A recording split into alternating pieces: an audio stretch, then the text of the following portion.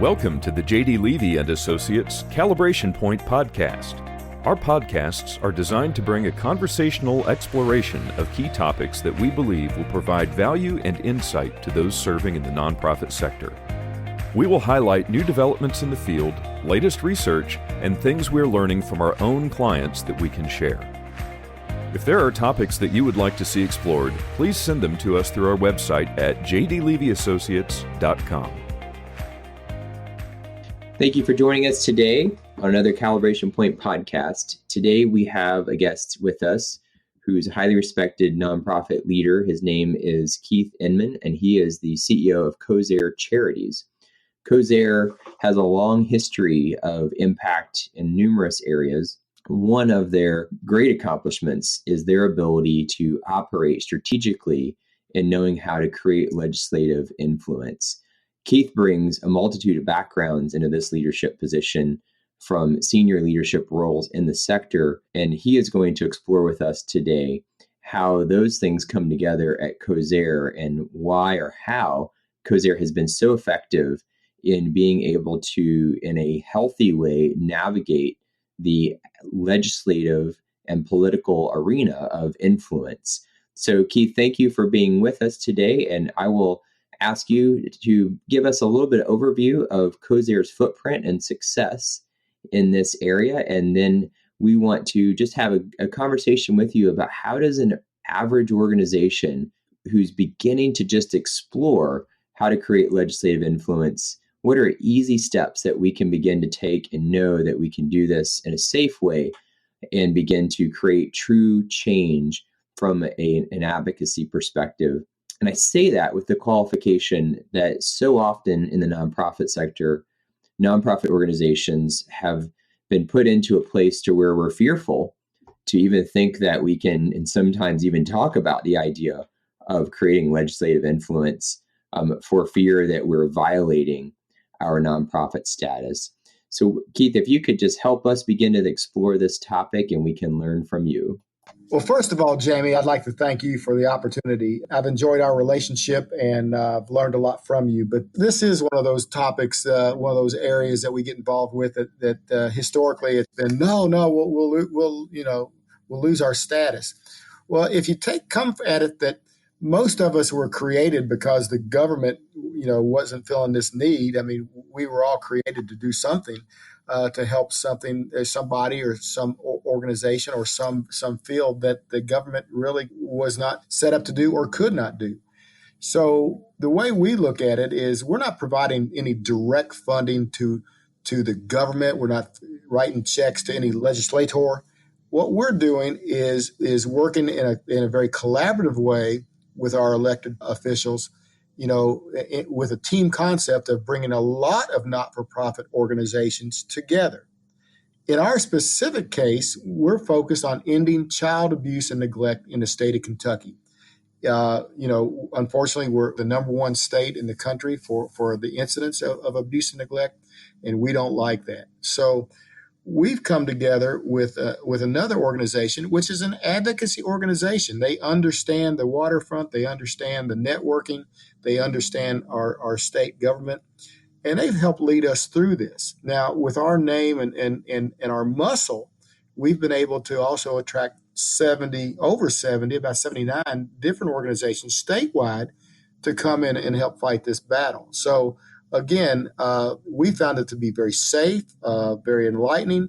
And over the past 6 years, we've gone from being, from an idea in a boardroom to now we're the go-to organization in this state when a governor, a governor's wife, a state legislator has a question about this topic, they're coming to us. So they're actually seeking us out.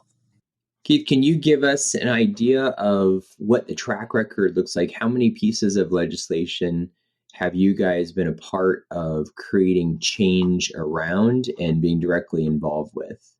Great question. And our track record, we're batting 1,000%. We've taken, I believe it's 14 pieces of legislation over the past 6 years, and each one of them has been adopted. And we've collected 97% of the vote in support of those. So we've got a great track record.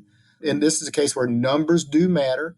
The fact that we're there, we have a good legislative partner, but then the other agencies across state, that have some degree of influence or at least knowledge of the various legislators has really helped. But, in a time where the right and the left don't get along, we have found that they get along on this topic. I mean, they get along of trying to help a child. And that's been great for us. From that perspective, and it's a really good point that your organization almost becomes a bridge between two political thoughts or philosophies, whatever that might be, in a cause. Can you give us an example or maybe an idea of if we're new, if we are just beginning to think about, okay, maybe this is an area we could get involved in, do you have any recommendations to a smaller or mid-sized organization or a large organization with no experience in this on how they can begin to think about this? Are there a few things that you would recommend that are good, easy steps that they could begin to take? How does one start to put their toe into this legislative arena knowing that they're safe in doing so? Great question. I think that for us, we had to find an advocate, if you will, an internal advocate in the system, somebody who knew state government. Certainly we have influence and we have relationships, but we really didn't understand how the government related or acted. So we partnered with, in our case, Kentucky Youth Advocates. They are an organization that fights for the rights of kids and the safety of kids in Frankfort. I don't want to say, I'd call them advocates more than lobbyists, but certainly similar relations. So we started with them, and we started small. I mean, there were 5 organizations that we called together, 6 years ago, and now we've grown. Wow. And we felt that we needed to set up one issue, and that was a committee to review, health and human services and help them do their job. And that committee was set up, and then the next one was the next legislative time that we received funding for that committee. So I would say start with a big picture, but start slow. Understand what the phases are or what the steps are. Also, and this might be common sense, but focus on one issue. Don't go in there with, 15 different subject matters that you're trying to cover. Focus on one issue that you want to change. And then you're going to wake up about 5 years later and you're going to be very pleased with how you've grown the project and what you've been able to accomplish. Also, while a lot of our activities could be controversial, we're fortunate to be in an area that's not controversial, and that's children. Right. If you need to look for a program or a project where the right and the left can agree on, and that's easier said than done. That's a great perspective, Keith. And what I hear you saying is, you guys cast vision and you set out to identify why you believed that legislative influence was a strategy that you needed to use. And you already had a sense, it sounds like then, that you had a topic or a cause or a focus in which there was some overlap of value between political philosophies and administrations. And from what I hear you saying, then, in addition to that, you found a partner. And that's a great point, that you didn't go and just hire an individual lobbyist. You went and found somebody who could help you guys learn, who shared your passion and your vision for the area that you were engaged in. And then you lasered in onto that one topic. And that's a really good reminder in the legislative influence arena that it's so easy to all of a sudden have lots of things filling under one tree, as opposed to your point that I'm hearing you say, that you lasered in one critical area and you sought to create change around that one area. And then that began to compound as you learned and as you then positioned yourself to be able to influence the next step or the next series of legislation. Is that correct? That is correct. And again, for us, it's easy. It's abuse and neglect. Now, and because we've been into this for 6 years now, we're starting to look at, what's the next big issue that we want to approach. Okay. We're not going to give up on abuse and neglect. We're going to be into it for a long, long time. But because we feel like we know what we're doing now, we think we're ready to take on, the next big issue as well and have them run in parallel tracks. I can't underscore the importance of making sure that you have that internal advocate, that group that's working for you when you're not there. Right. And the other thing that we probably need to point out is it's all about relationship building. And for most of us, we come to this as development officers, advancement people, fundraisers, whatever you want to call us. And that's built on relationships. And this is no different. The stronger the relationship, the more you're going to be able to accomplish. And we walked in with a strong track record. And now 6 years later, like I said, we're in the primary elections are coming up in Kentucky this week. Actually, it's tomorrow. And we've had the candidates from each party come to us and want to talk about, their platforms for abuse and neglect and what we're trying to accomplish. So we're not paying, we're not sending any PACs or any contributions to anyone other than we're supporting, our partners. That's excellent. And it says a lot for, again, your ability to find and become that bridge, even between political parties, and being able to then position yourselves as a trusted partner, which is what the nonprofit sector is supposed to be, a place where we can go and learn and get trusted understanding around a cause. The other thing I hear you saying is the idea of, I'm interpreting this, not only did you find an advocate, but you also had partnerships who understood this arena. Have you found, as this has continued to grow for you, that you find volunteers or board members or other organizational partners who also have experience in this arena and knowing how to navigate it, that have synergized with you in helping to just simply speak into your organization because they care about the fact that you are building momentum in creating real legislative change for kids? Exactly. I tell you what, it's amazing how many people that I've heard from who have just jumped into this statewide because we were, I guess, strong enough or had the courage to step up 6 years ago. We have volunteers coming to us. We have donors coming to us. We've spoken to, I think, 20 different countries. We've spoken to 50 different states, and people trying to understand, what's going on here in Kentucky, because this is pretty special. But it all started, with building those relationships. But Jamie, you're exactly right. This has brought more people to us because we had the courage to step up and say, we're going to do something about it. Wow. Again, what's phenomenal about what you're saying is that you didn't have a sophisticated, comprehensive plan.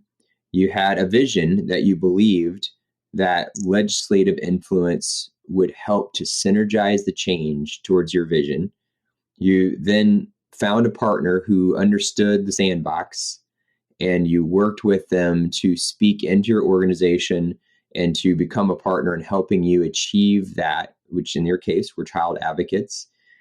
Then you found from that ability the focus of honing in on a key area that you believed change was possible. And what I love about that is it wasn't, we're going to change the entire field around kids. You found one item that you believed that you could create influence around. And then you did that one issue at a time through relationships. And I think what's so critical, and you know this with your expertise in development, but for everyone listening to hear, is that relationships really do permeate everything, even in the legislative arena, as a nonprofit organization, as you've built partnerships. And now those relationships are actually coming back to you from other volunteers, from donors, from organizational partners who say, hey, help us learn what you're doing. Or by the way, we have an asset that could be social capital or intellectual capital that we believe is going to help us together create change around kids. That is such a great point to take away, Keith, in reminding us that at the end of the day, it is about building lifelong relationships. Keith, do you have anything to add for our listeners as we begin to wrap up? Well, again, I think you've said it just very well, but it's all about the relationships. And you have to understand that our political friends, they don't have all the answers, and they're looking for content experts. We serve that need for them because as they're starting to draft legislation or look at areas they want to support, they're asking us, they want us to be the experts. So, again, it brings you in just a whole different light. They need us. But again, as you said, it's all built on the relationship. And once you start with one area, you gain your credibility, then you can force bigger change in more areas. Keith, that's such a great point. And I think a good takeaway as we end is that the nonprofit sector is needed, that your organization is needed by legislative influence bodies and by legislators and individual legislators, that we're needed, that they need us to be a partner with them. And that's such a great reminder as we started this program with the idea that unfortunately or fortunately, I don't know, but typically the nonprofit sector is very timid about stepping into this arena because of fear. And what I love about the closing message you've just given us, Keith, is that in reality, we have to remember that not only do our kids need us, in your case, or whatever the cause is, but the people who are trying to craft legislation need us as well. And that we really do have something that we are offering to those legislative influencers and that we are needed. Keith, I'm so thankful that you've taken time to be with us today. You've given us some good thoughts to think about and some really good calls to action between realizing that we do need to cast vision in this area. But again, for me, thinking about the biggest takeaway, just that value proposition, remembering that, hey, we are needed to be in this arena. And there's great value, as you've shown with Kosair's impressive history in being able to create true legislative change and have 90% of the votes for the changes that you guys are promoting be supported when it came down to legislative votes. Keith, we're very thankful for you for being here today.